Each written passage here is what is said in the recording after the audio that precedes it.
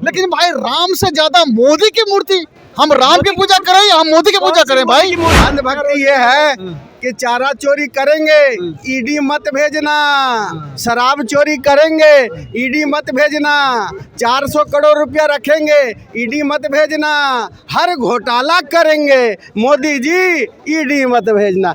वो आ जाएगा तो संविधान बच जाएगा, राहुल गांधी संविधान बचा लेगा, मोदी जी संविधान को मार देंगे। पता नहीं कहाँ से लॉजिक लाते हैं। पूरा देश मोदी को वोट दे रहा है, पूरा देश मोदी के साथ खड़ा है और संविधान मर गया इनका। दुर्भाग्य है देश का। आज भी जयचंद लोग आज भी हैं इस देश को गिराने में लगे हुए हैं। भाई साहब देश की तरक्की चाहते हो तो ऐसे जयचंदों को हमें जवाब देना पड़ेगा। अच्छे लड़के मिलते नहीं हैं। अच्छे हम इंटरव्यू के लिए सिलेक्ट करते हैं, कोई लड़का मिलता नहीं। कहाँ बेरोजगारी है, थोड़ा लड़के दे दो ना, 500,000 लड़के कह रहे हैं। ये तो यार हम तो टॉर्च लेके ढूंढ रहे हैं कि लड़के मिल जाओ। आईपीएस चाहिए, टॉर्च लेके ढूंढ रहे हैं हमारे। आईएएस चाहिए, आईपीएस चाहिए। मेरे को ये बताओ 70 साल कौन था?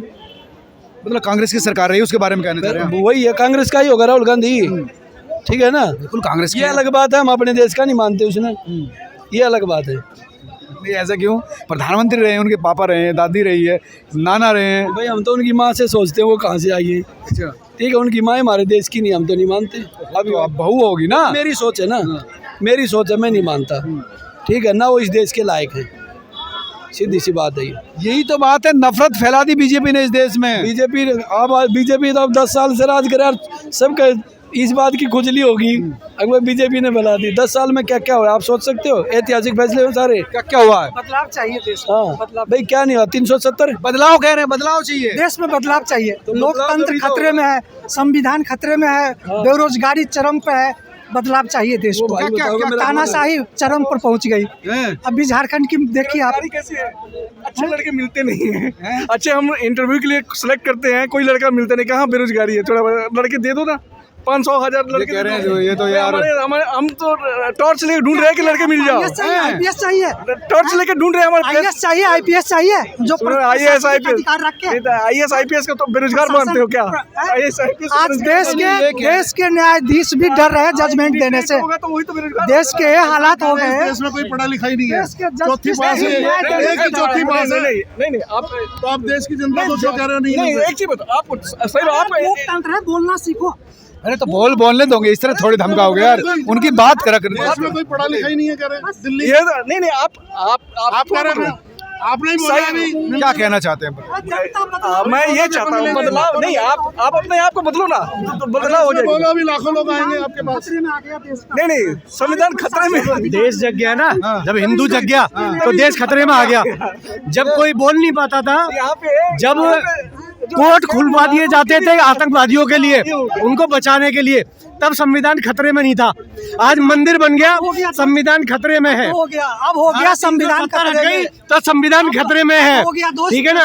इनकी तो लो यार। जब नहीं सुन रहे, जब भागो मत ना, अब ऐसे भागने नहीं देंगे आपको। अरे भैया आतंकवादियों को रोजगार नहीं मिल रहा, मंदिर से रोजगार नहीं मिल रहा।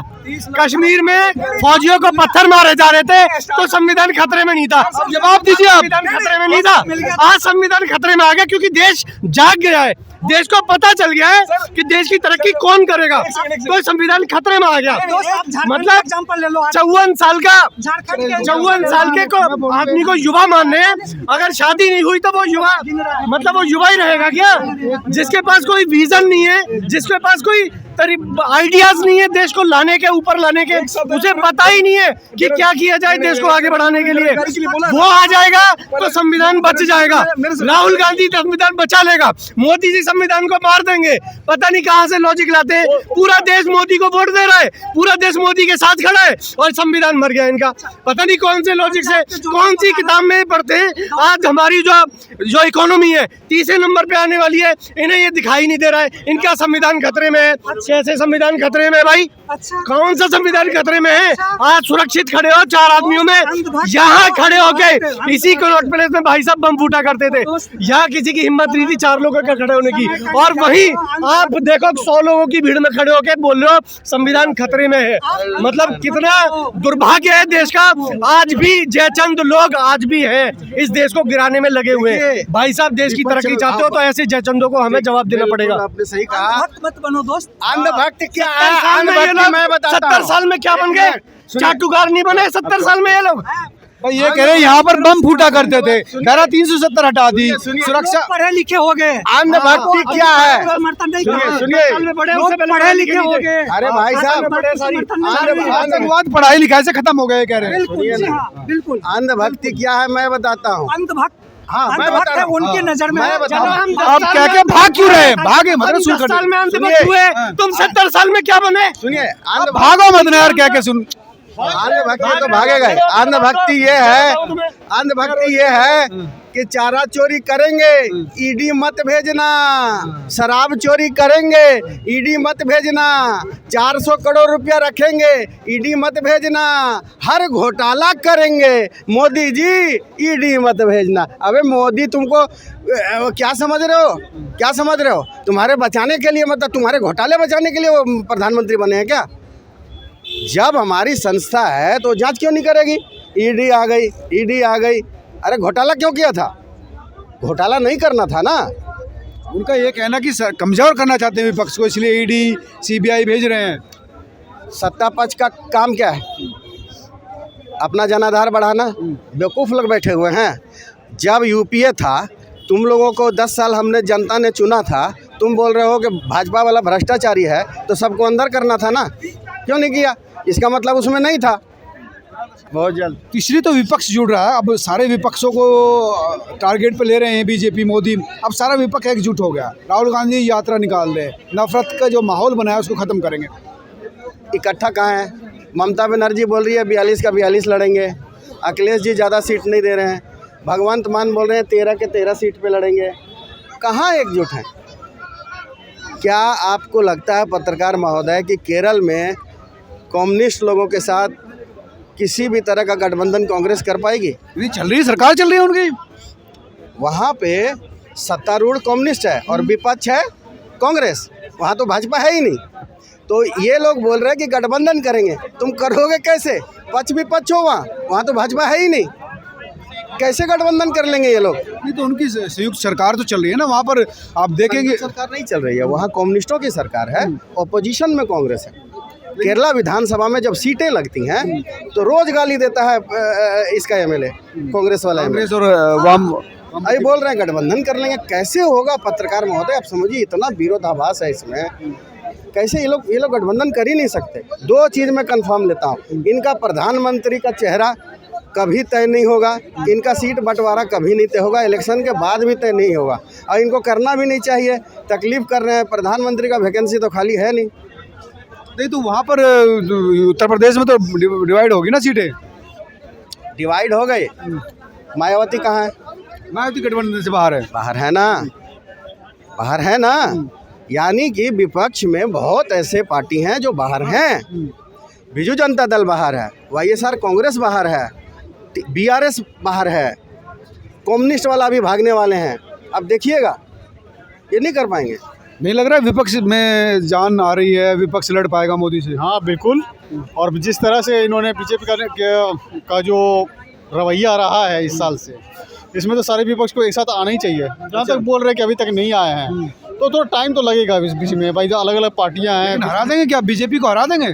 चांस तो बहुत हद तक लग रहा है। जिस तरह से मतलब कि युवा लोग बेरोजगारी से परेशान हैं और सबको समझ में आ रहा है इनका राम मंदिर और ये वगैरह ना, जुमलेबाजी वगैरह सब जिस तरह से सब लोगों को आ रही है। क्या समझ में आ रहा है आपको? अरे अब नहीं, लड़ना तो नहीं चाह रहा मैं। नहीं बताइए, आप अपनी बात रखिए। हाँ बात रखिए। हाँ बात ही करना। क्या समझ में आ रहा है? क्या और राम मंदिर गलत बना है?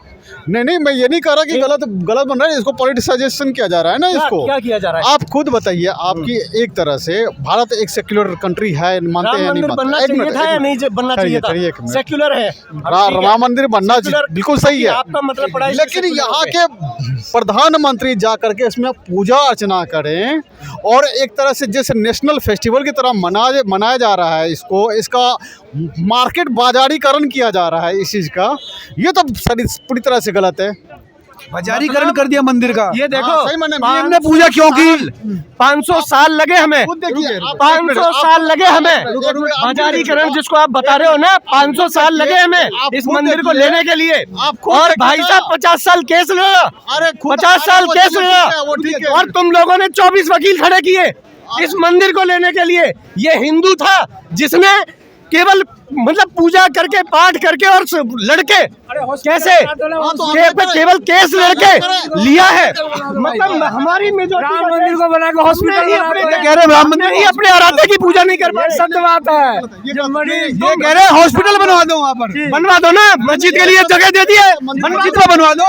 मस्जिद राम मंदिर क्यों, मस्जिद में बनवाओ ना, हॉस्पिटल बनाएगा, लोग बचेंगे, मरीज बचेंगे। अब तो बन गया, ठीक है, अभी लेकिन 5 एकड़ बची है, 5 एकड़ बता रहे हो, वहाँ तो मंदिर बन गया, मस्जिद वाली जगह, मस्जिद वाली जगह बना दो, हॉस्पिटल दो, ये बात सत्य है।